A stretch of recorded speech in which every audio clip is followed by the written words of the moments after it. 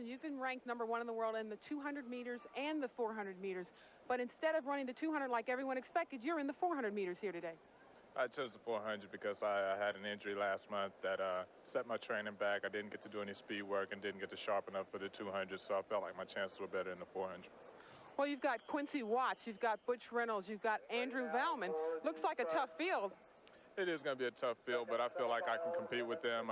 All of those people I've competed with before, and with the exception of Quincy, all those people I've beaten. So I feel confident going into the final that I can do a good job. Okay. Good luck today.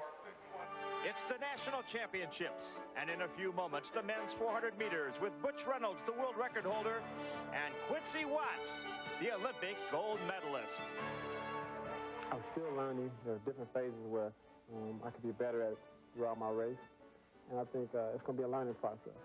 But I have all the confidence in the world right now. I think that's the key right there, to have confidence in what you do. And I have full confidence that I'm the best in the 400.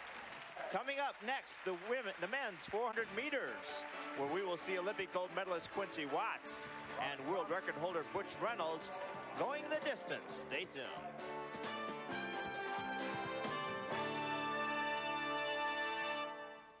But up next, Butch Reynolds, he is back and he has something to prove. The men's 400 meters is next. Butch Reynolds setting the world mark, 1988. And he is going to be in the race in lane 5 with a lot of competition on either side. He certainly will have a lot of competition. This is the man who spent more time in court than he has on the track over the last few years, but he says he now wants to do his speaking on the track. He calls this the biggest race of his life. Quincy Watts had a big race a year ago. He won the gold medal in the Olympics. Could the defending gold medalist be a challenger here instead of the favorite? Well, I'm afraid he is. He's got a tough assignment. He's out in lane 7. He claims to have a strategy for dealing with the wind on the backstretch, but his coach John Smith told me last night that he's 10 pounds overweight and really not ready to run yet. Of all trades, not running the 200. Here in the 400, he is on lane 3. He's a great 400 meter runner, but he says he's not sure how he's going to react to running 3 different rounds of the 400. There's Watts, the Olympic champion. This race is like a boxing match. The way they introduced it, it almost should be on pay-per-view. Quiet for the start, please. That triple cast didn't work last year. Keep it on U.S. Olympic gold. Watch out for Valmon in lane 4. He's a great opportunist. If the others falter in the home stretch, he's a fast finisher.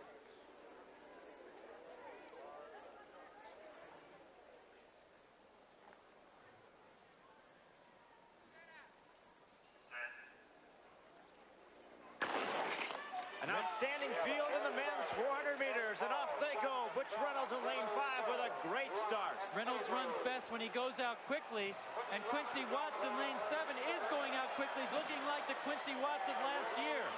Quincy Watts making up the stagger on Antonio Pettigrew already in lane 8. That's Watts in 7, Reynolds in 5. There's Watts on the left of the screen. If they're going to beat him, he's going to make him pay for it. Reynolds chasing, but look at Michael Johnson now. A big move around this turn for Johnson. Michael Johnson, lane 3, has the lead as they come into the home stretch. Here comes Reynolds in 5. Here comes Watts in 7. But Michael Johnson holding on.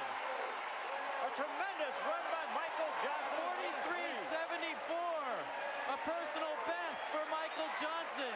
He joins the group under the 44-second barrier. 4th fastest time in history for Michael Johnson. And the fastest ever in the United States. You can see him on the inside. He was lagging a bit in the early going, but he made a tremendous run around this turn.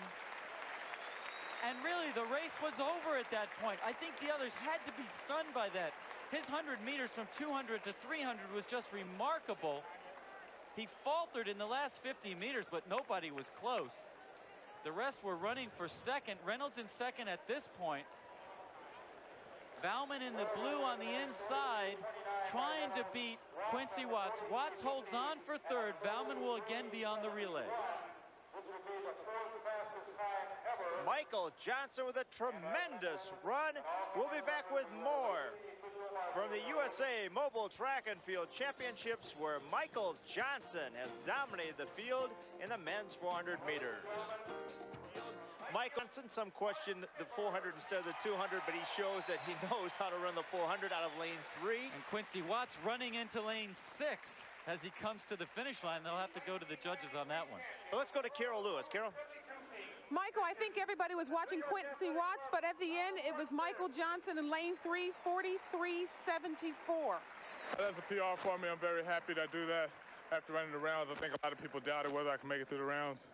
Yes, I was the man in 93. There's a lot of talk about what everyone's done the years before, but this is 93 and it's a new year.